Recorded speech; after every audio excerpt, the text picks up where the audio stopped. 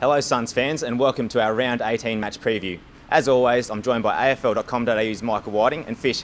Let's start with the round 2 clash, and obviously a great result for the Suns back then against the Dockers. Yeah, magnificent at the time particularly. I think people tend to forget that Fremantle, it was only 2 rounds in. Fremantle was one of the premiership favourites over in Perth. The Suns hadn't won a game in Perth, and they hadn't beaten Fremantle at all. So it was a huge win at the time. Slick ball movement, it was quick play, it was very exciting, and it seems so long ago now, doesn't it? Obviously very different personnel this time around. There's no Fife or Sandilands for them, and the midfield at the Suns has been decimated as well. Yeah, almost, as Rodney said in his press conference today, you almost have to wipe the slate clean because there's no Sandilands, Fife, Pavlich isn't coming over, Ballantyne. There's just so many new faces for Fremantle, and as we know, so many for the Suns without their entire midfield. So not much we can take out of round 2, unfortunately, into this game, but I guess a lot of opportunities for young guys from both teams. Do you think that young Suns midfield can step up?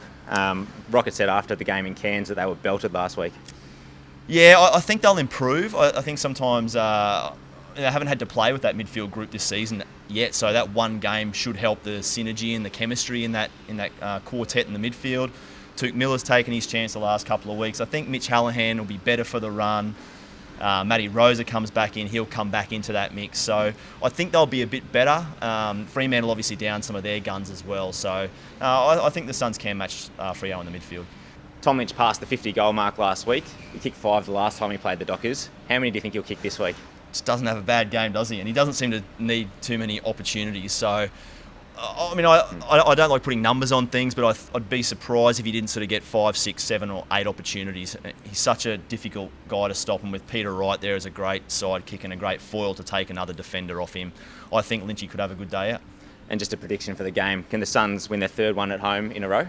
Yeah, I think they can. It's going to be very tight, couple of young teams, both hungry, and a rare chance for both to get a win late in the season, but I think the Suns will win by a couple of goals. Well, thanks, Fish. It's a very special event here at Metricon Stadium this Saturday. Prior to the game, we've got a Pokemon Go special event. We're joined by Chief Operating Officer Paul Pimenta. And Paul, can you tell us a little bit about what's happening here? Yeah, look, it's a really exciting opportunity, I think, to be able to capitalise on the Pokemon Go phenomenon. And obviously we've got our free Wi-Fi here at Metricon Stadium as well. So we'll set some lures 2 hours prior to the game starting, so from 12:15. It's a really good opportunity for everyone to come along early, gather their Pokemon before watching the Suns play.